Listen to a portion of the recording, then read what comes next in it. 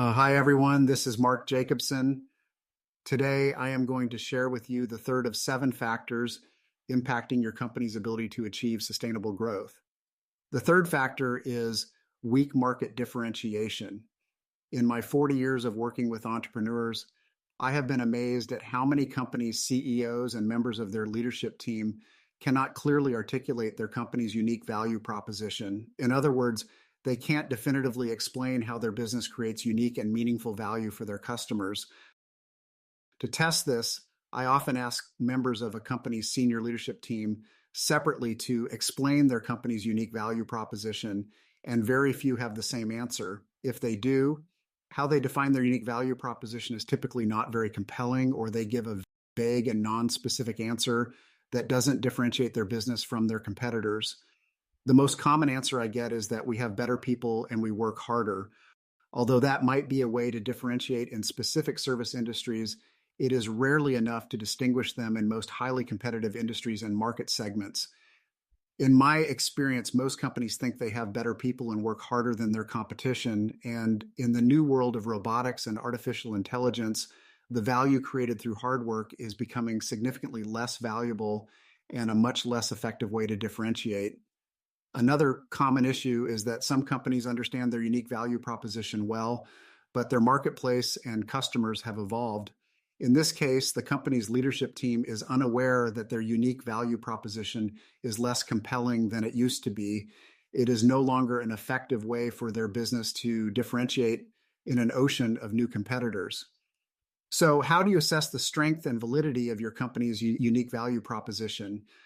Considering the rapid pace of change in today's world, I recommend that all entrepreneurial business leaders conduct an annual market differentiation strength audit. This simple exercise effectively determines whether your company's unique value proposition is still relevant, as compelling as it used to be, and clearly differentiates your business in your marketplace.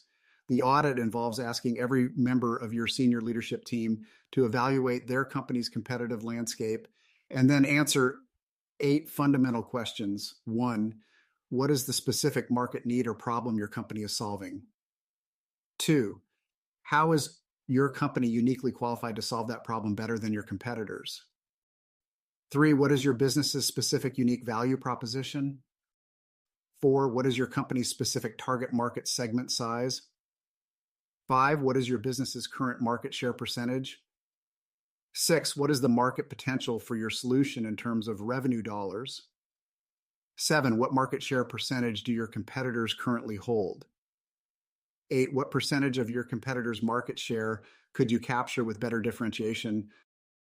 I know these seem like rudimentary questions every business leader should be able to answer quickly. Still, you would be surprised how many can't, especially when you ask them to be specific with their answers. If you can't answer those questions definitively, or your leadership team doesn't have the same answers, that's a good indicator that your team is not aligned. You're likely not making a meaningful connection with your customers or differentiating in your ever-evolving marketplace. It's also likely one of the most significant reasons you are not achieving sustainable growth. Best-selling author Simon Sinek famously claims that business leaders must start by defining their why or corporate purpose. However, in my experience, for-profit companies must first determine if their business is creating actual value for their customers before deciding how it has meaning beyond just making money.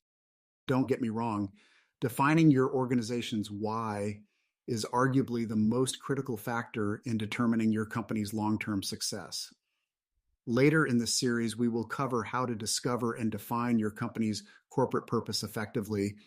However, if your business is not meeting an actual need in your marketplace, your company will likely not be around long enough to have the opportunity to define your greater purpose. To learn more about what else may be holding your organization back from achieving sustainable growth, I encourage you to take our no-cost online assessment at the link below or visit our website at markjacobson.co.